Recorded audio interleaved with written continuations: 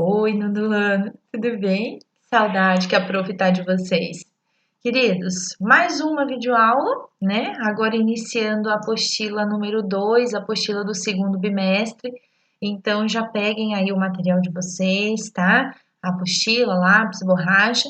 E aí vocês vão acompanhando a aula da prof, resolvendo os exercícios e seguindo, então, fazendo as anotações de vocês aí com relação, então, à produção de texto dessa aula, certo?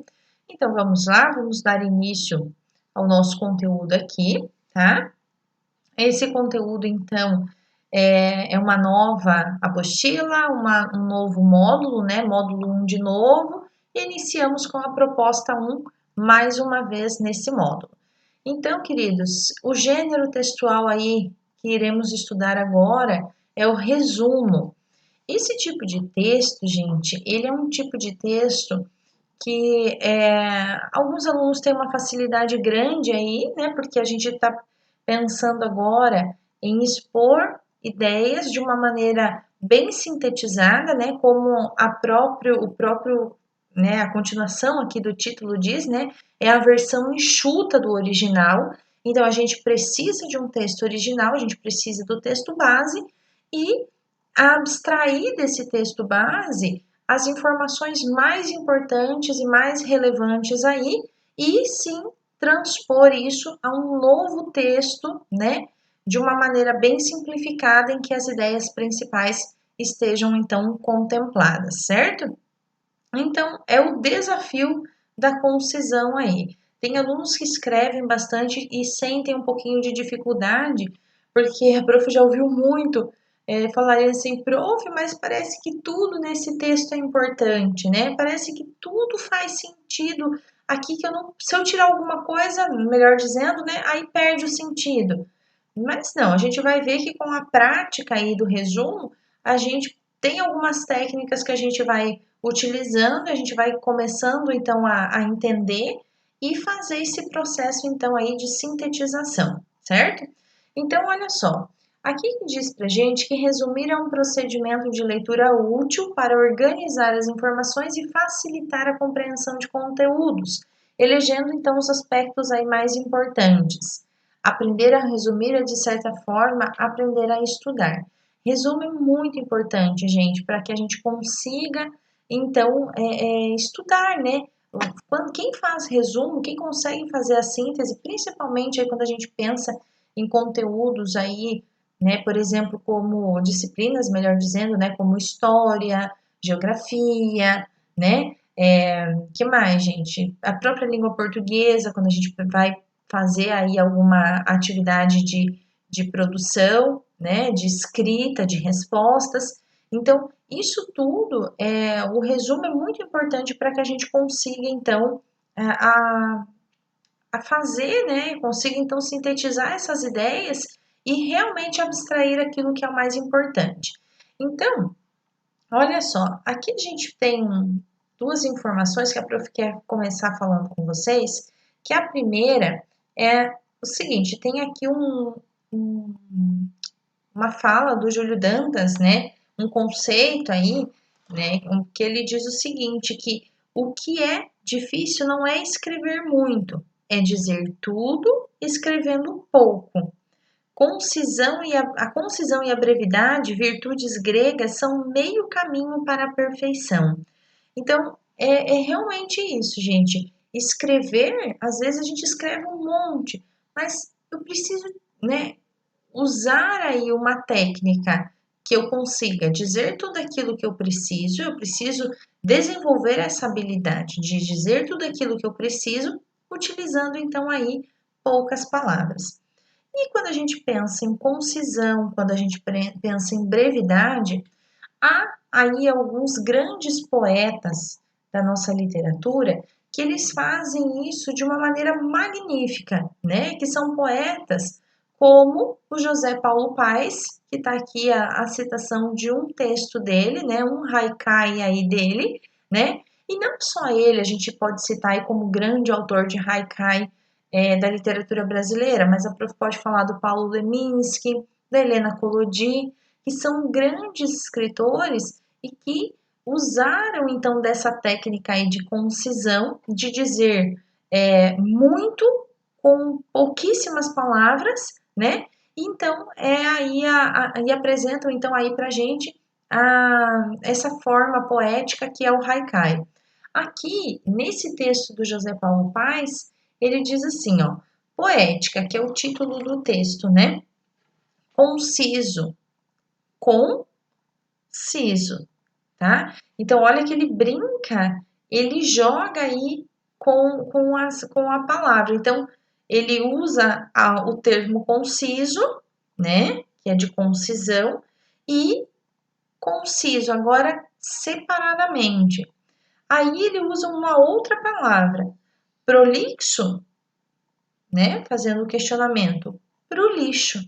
Então veja que ele usa apenas duas palavras, né, aí para escrever, mas que quando separadamente elas produzem um outro sentido, então aí, certo?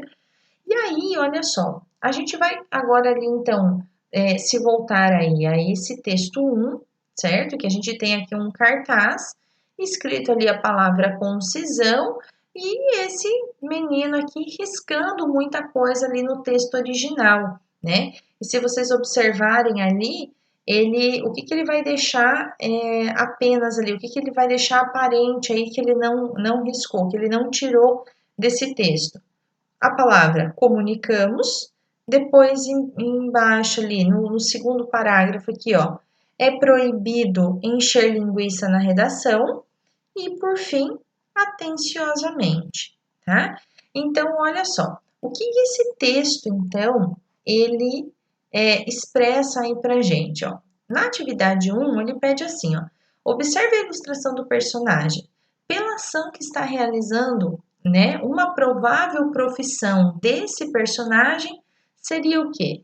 Seria a profissão, tá, do professor, certo, gente? Então, a resposta aqui é do professor. Por que a gente pode deduzir, né? Quem muito trabalha aí e instrui, né, nessa questão aí da elaboração de resumo é o professor, não vai ser o médico, não vai ser o dentista, não vai ser o motorista, mas sim, então aí a profissão, né, até pela maneira como esse texto foi redigido, né, o cartaz ali, então a gente consegue concluir que a profissão aqui é a de professor. Depois, na atividade 2, a gente tem o seguinte, ele pede que perceba que no texto há uma expressão da linguagem popular, tá? Nesse texto ali, nesse cartaz. Que expressão é essa e o que ela significa no contexto em que aparece? Gente, a resposta aqui não está aparecendo para vocês, então fiquem bem atentos aí que a prof vai falar a resposta e vou mostrando, tá, para vocês para facilitar. Então, a expressão é essa que aparece aqui, ó, encher linguiça. Encher linguiça, ela é uma expressão, então, aí, popular, né? E que significa, então, escrever o que é desnecessário. Então, a resposta de vocês para a atividade 2 seria, né, a expressão encher linguiça, que no contexto em que ela aparece, significa escrever o que é desnecessário. Então, encher linguiça em redação, gente, não funciona, né? Não tem necessidade nenhuma, acaba deixando o texto sempre muito cansativo, o texto ali, né, aquele texto carregado, aquele texto puxado que, né, a gente cansa na leitura. Então, ficar colocando coisas e coisas desnecessárias, muitas vezes repetitivas, não é importante e não é legal, tá? Então, por isso da síntese aí ser tão importante para a gente quando nós vamos escrever um texto. A atividade 3, ele pede para vocês assinalarem a alternativa correta, né? E aí eles dão 3 alternativas aí. A primeira, ela fala que o personagem elimina parte do texto porque a linguagem é muito difícil de ser compreendida. De forma alguma, né, gente? Ele vai eliminando ali justamente porque ele quer tirar desse texto a essência, tirar desse texto original ali a essência do que ele está sendo dito. A letra B, ele fala que a eliminação de parte do texto acontece porque há muitos erros de ortografia. Jamais, né, gente? E a letra C, a autora, por meio da linguagem verbal e não verbal, refere-se ao ato de escrever. Exatamente. Quando vocês vão fazer um resumo, vocês vão fazer um resumo para a prof, o que vocês vão ter que fazer? Realmente, gente, o processo é, primeiro, fazer uma leitura integral do texto. Então, eu vou pegar o meu texto, vou ler o texto como um todo, certo? E depois disso, eu posso até mesmo no meu texto pegar e ir lá, ó, vou sublinhar, isso aqui é importante, esse outro ponto é importante. Então, eu vou começar no próprio texto, identificar aquilo que eu jamais posso deixar de relatar no meu resumo, certo? Então, esse cartaz ali que a gente viu lá no texto 1, ele refere-se justamente a esse ato de escrever, tá? Aí a gente segue com a atividade número 4, em que eles colocam aí pra gente duas significações aí lá do dicionário, encontra-se lá no dicionário Aurélio, sobre a palavra concisão, que uma primeira significação seria a exposição das ideias em poucas palavras, isso é ser conciso, ou brevidade, né? Então agora vocês vão explicar, né, a relação do texto lido com os sentidos da palavra concisão registrados aqui. O que tem de relação aí? Anotem aí na apostila de vocês, gente. A resposta, o que há de relação é o seguinte: o texto é um recado a alunos para que escrevam com concisão, com objetividade. Então, aquele recadinho ali do professor, ele está dizendo que, olha, gente, escrevam de maneira concisa e objetiva, tá? Então, a resposta de vocês aí de novo. O texto é um recado a alunos para que escrevam com concisão, com objetividade, certo? E aí, a atividade 5, ele pede para que vocês, então, vão buscar lá no dicionário, tá? O significado da palavra prolixo e de objetividade, tá? Então, prolixo aparece lá no texto do Paulo Paes e objetividade, então, a prof quer que vocês busquem também aí o significado e anotem. Aí, na sequência, ele pede também que vocês elaborem uma frase para cada palavra pesquisada. Então, a prof quer uma frase para prolixo e uma frase para objetividade, e já podem anotar ali do ladinho da apostila de vocês que esse exercício aqui, na criação das frases, a prof quer uma foto, né? Depois que vocês fazem aí as frases de vocês, tirem a foto e mandem para a prof ali pelo WhatsApp, porque eu quero ver as frases que vocês construíram a partir dessas duas palavras, desses dois termos, certo? E seguindo então, mais um pouquinho, agora nós temos aí o texto 2. O texto 2 vai falar sobre algo muito comum aí para vocês, né? Que é sono. Ai, que sono, prof. Né? Quando a gente está lá na sala, muitas vezes vocês falam isso para a prof. Ai, prof, que sono que eu tô, né? Então, olha só, aqui a gente vai entender um pouquinho, nesse pequeno texto que é apresentado aí para vocês, sobre as mudanças no ritmo, no sono dessa fase, né? Na fase aí da adolescência. Por que será que adolescente sente tanto sono assim, certo? Então, vocês vão fazer a leitura desse texto aqui para a prof, certo? Aí aqui pede para a gente fazer uma discussão, né? Então, aí em relação ao conteúdo do texto, né? E aqui faz uma pergunta: como é seu ritmo de sono? As informações lidas ali naquele texto batem, né, com o que acontece com você? Então, essa questão aqui, por mais que seja aqui para discussão em sala, nesse momento a prof vai pedir que vocês podem anotar aqui, ó, nesse espaço do ladinho, se isso, o que está escrito ali, está de acordo com o que acontece com vocês ou não, ou com você aí é diferente, você tem um outro ritmo, tá? Então, a prof vai pedir que vocês façam a anotação aqui.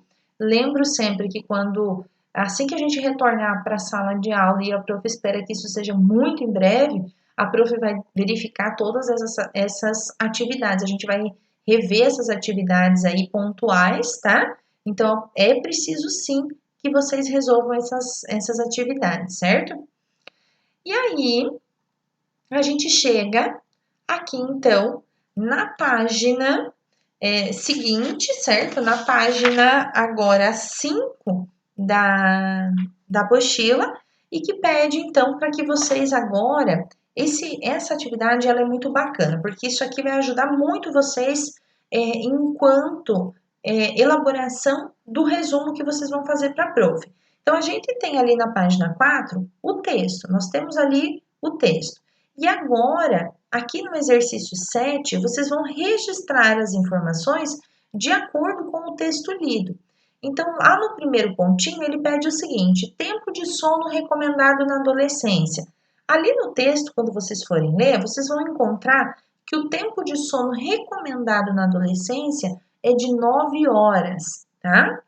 E quais são as alterações fisiológicas, né, que acontecem, ó? Então, aqui já no pontinho 2, o que acontece fisiologicamente no corpo dos adolescentes, né, e que há aí uma necessidade desse tempo maior aí de sono, tá? Então, a prof vai ler a resposta aqui para vocês e vocês vão, então, aí calmamente anotando a resposta, então, mas que também está ali no texto, então é fácil de vocês encontrarem, tá? Ele diz assim, ó, que são alterações hormonais na adolescência, influenciam a atividade da glândula pineal, responsável pela melatonina, hormônio regulador do sono. A pineal passa a ter seu pico de excreção mais tarde.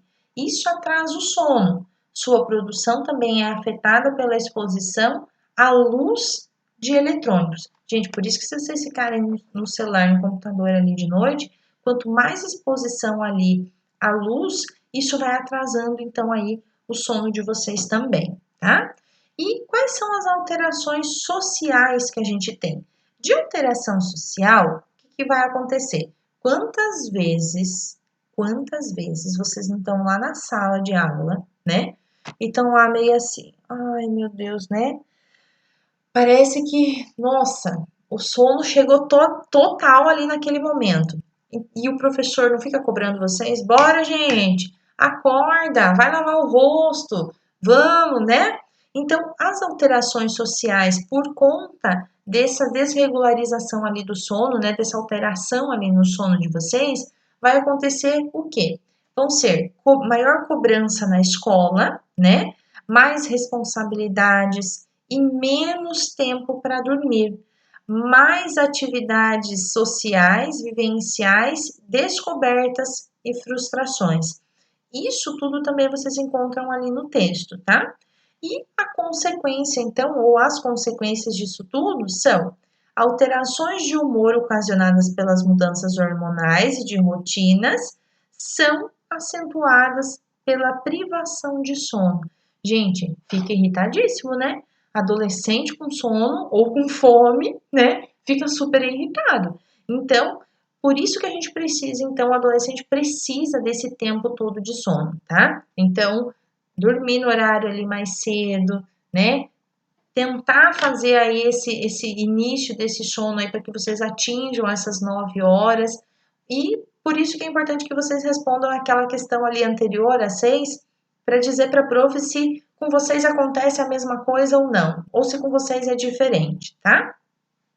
E aí a gente chega então na parte de produção, então do texto, né? A parte ali que vocês precisam fazer para a prof ali o resumo, então, porque agora vocês vão fazer um resumo de no máximo, gente, 15 linhas, tá? E de acordo com aquelas informações ali acima. Então, olha só, quando a prof resolveu ali os exercícios com vocês, a gente já estava fazendo um planejamento, então, do que seriam do que seria, na verdade, ali o mais importante daquele texto para que vocês não esquecessem, então, de colocar. Então, essa atividade 7, na verdade, ela é o quê? É um esquema daquilo que é importante para que agora vocês sim registrem a síntese daquele texto ali, então, tá?